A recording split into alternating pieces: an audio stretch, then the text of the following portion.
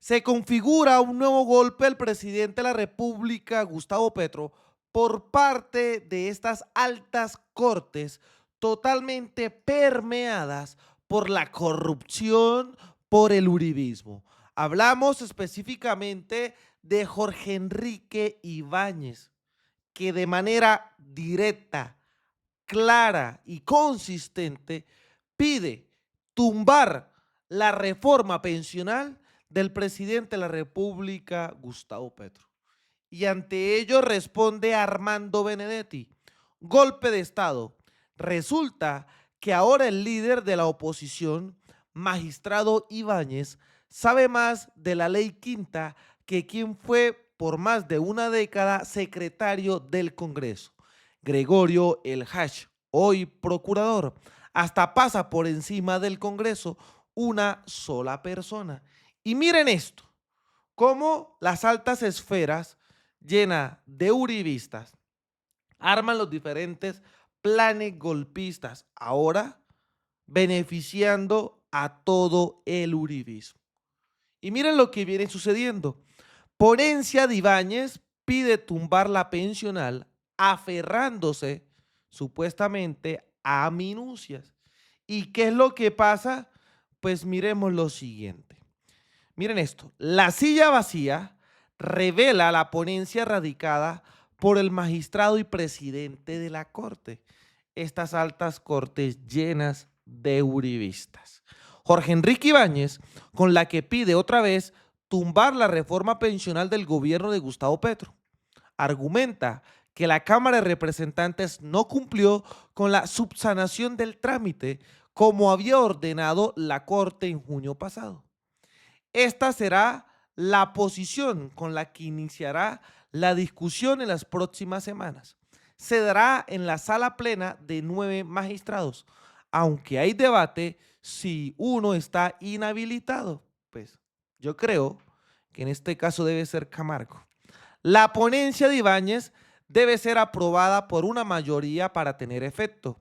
Si no logra mayorías, habrá que redactar una nueva ponencia con la posición mayoritaria que salga de la discusión de la Corte. Por ahora, las cargas están parejas e Ibáñez ya destapó sus cartas. Nos damos cuenta que esta gente no trabaja para el pueblo colombiano, para que haya justicia, para que haya igualdad, para que haya equidad, sino los intereses propios. Ya sabemos cómo Camargo se eligió: comprando congresistas, sacando billete, utilizando la burocracia para llegar a ejecutar estos favorcitos que solo benefician como estrategia politiquera a la extrema derecha en Colombia y que desfavorece a más de 2, 3 millones de viejos y viejas en el país, que piden con ansias, con anhelo, que esta ley que ya se fue aprobada por las diferentes cámaras,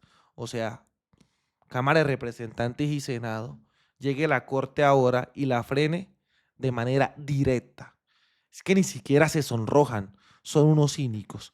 Sostiene que su ponencia, en el supuesto incumplimiento del debate legislativo, con argumentos muy similares a los que han expresado los opositores de la reforma, o sea, Paloma Valencia y los miembros del Centro Democrático, que la citación a la Cámara fue rápida y no dio tiempo para preparar el debate, que la oposición no pudo socializar sus proposiciones, que acoger el texto del Senado fue irregular y que las actas de esas sesiones no se aprobaron conforme al trámite establecido en la ley. Sus argumentos, miren, para tumbar la pensional son extremos y se aferran a minucias que el mismo Ibáñez ha desestimado en otras de sus decisiones. O sea, utiliza los conceptos que en otra ocasión dijo que en pocas palabras no valen, pero que ahora sí, en términos coloquiales. Se agarran, como dice uno, de un pelo, de un cacho, para joder a millones de colombianos, señores. Por eso es que el pueblo colombiano también pide a gritos una constituyente. Uno se mama de este tipo de estrategias y jugadas. Miren esto. Por ejemplo, en antecedentes de otras leyes aprobadas antes en medio de sesiones extraordinarias como el Plan Nacional de Desarrollo y la Ley de Jurisdicción Agraria. Además, en el documento de 83 páginas, el magistrado conservador se fue lanza en ristre contra el actuar de los aliados del gobierno en la Cámara de Representantes y del Procurador General de la Nación, Gregorio El Hach, quien le dio el visto bueno a la subsanación. Dijo que la defensa de la Cámara y la Procuraduría al trámite de subsanación fue absurda, inaceptable y añade que los representantes que votaron a favor de la iniciativa incurrieron en una desobediencia judicial. Háganme el bendito favor. La despachada de Ibáñez. En el resuelve de la ponencia, Ibáñez dice que la reforma pensional se debe caer, que no es posible subsanarla de nuevo y que al gobierno no le queda otra que volver a presentar el proyecto. Constituyente ya.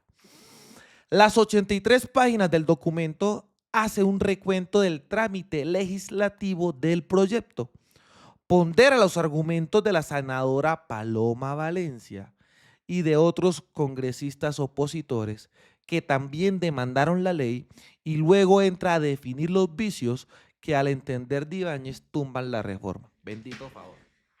Señores, por favor, miren esto. ¿Cómo uno no se va a emberracar si sale en la defensa de Paloma Valencia? ¿Ah? ¿Cómo es posible? Esto ya son jugadas politiqueras de cara al 2026 y no se puede permitir. ¿Cómo sale a defender a Paloma Valencia? Dios mío bendito.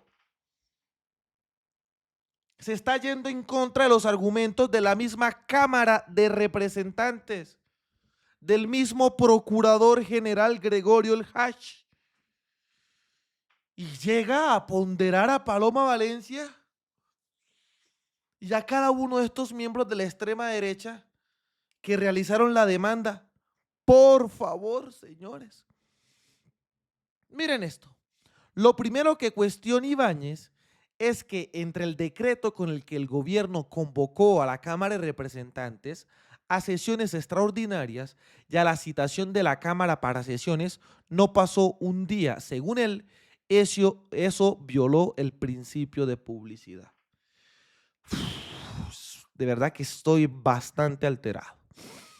El decreto de extras fue notificado a la 1:15 de la tarde del 27 de junio y a las 3 de la tarde la mesa directiva de la Cámara citó la sesión a las 8 de la noche. Para Ibáñez eso estuvo mal. Los representantes necesitaban tiempo para revisar el informe de subsanación, analizar las diferencias entre el texto aprobado por el Senado y el que había sido objeto de discusión en la Cámara, dice la ponencia. Pero el texto que se iba a debatir ya era conocido, porque el Senado votó la reforma en abril del 2024 y esa fue la base de la discusión. En su concepto, Ibáñez dice que entre el decreto, la citación y la sesión debían haber pasado varios días, aunque aún admite que el reglamento del Congreso no es claro en precisar esos tiempos. Ahí el magistrado Hila Delgado.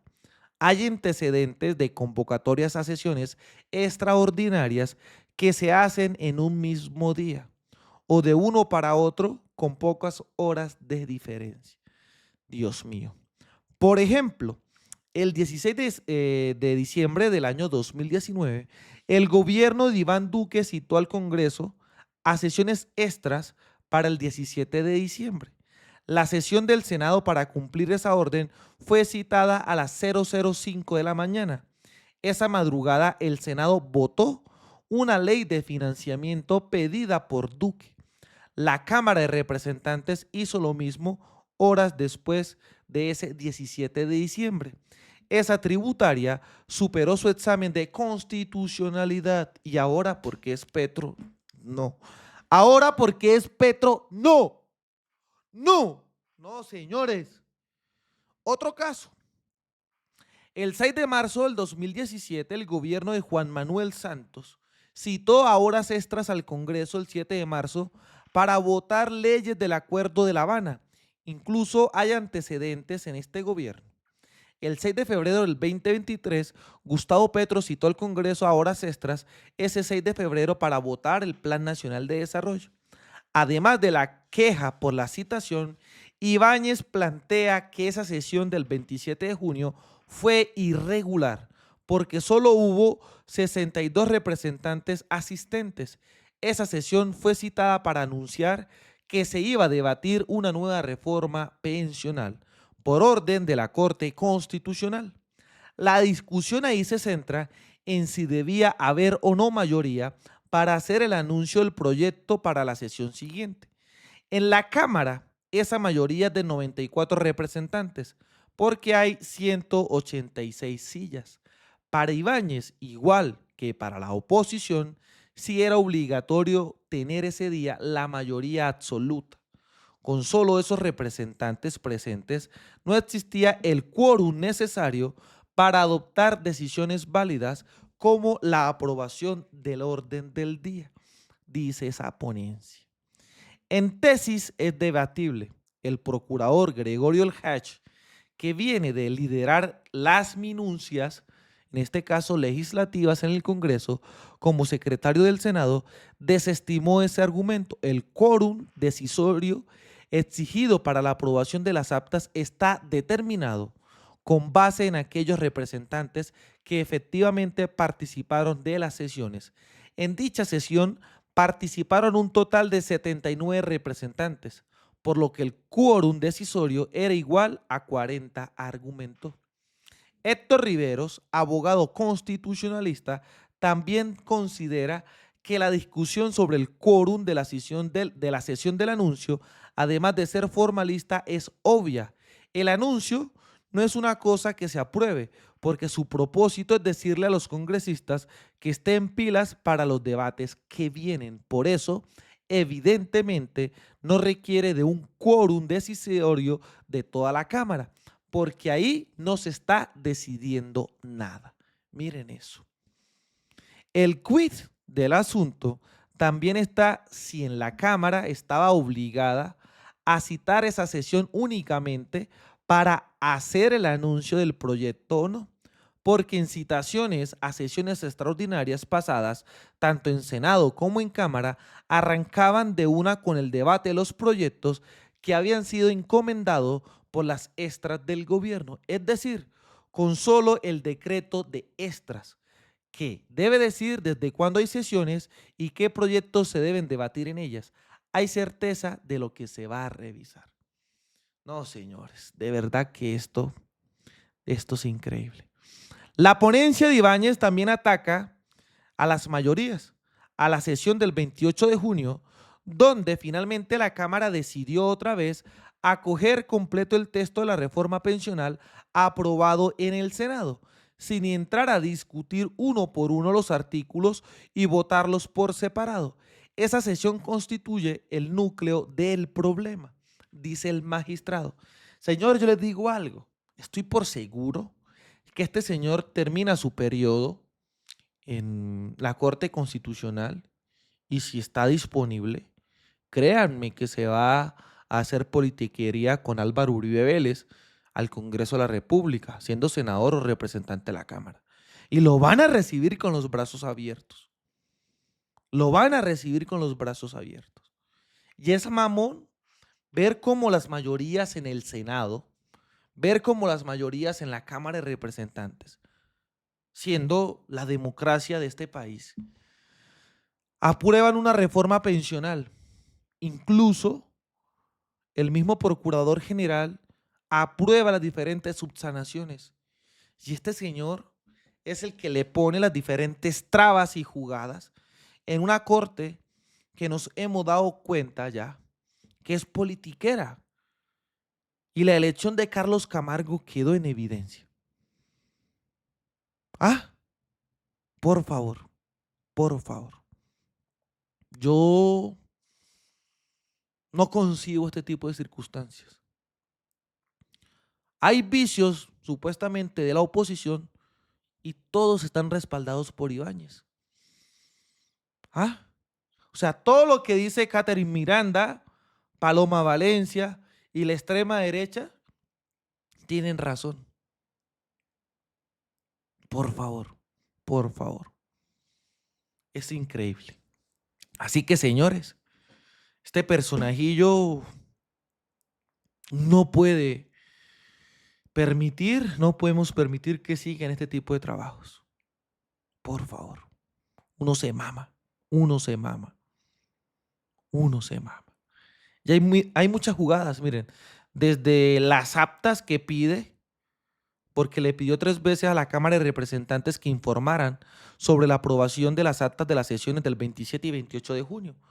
Se coge de cualquier pelo de gato, de cualquier bobada, se coge de lo más mínimo para atacar al progresismo y en este caso dañar a los viejos y viejas del país. Pero sí se permea y hace alianza y apoya a la extrema derecha en Colombia. Señores, ¿ustedes qué creen? ¿Qué piensan al respecto? Los invito a que me ayuden a compartir este contenido y que me dejen sus opiniones en los comentarios. Esta información es muy valiosa y la tienen que conocer toda Colombia, porque si hay que salir a las calles, estamos preparados. Desde la tierra del trueno, señores, desde el Catatumbo, haciendo resistencia, construyendo paz y buscando reconciliación, soy Libremente. Aquí las cosas como son. Nos vemos en un próximo capítulo. Hasta pronto.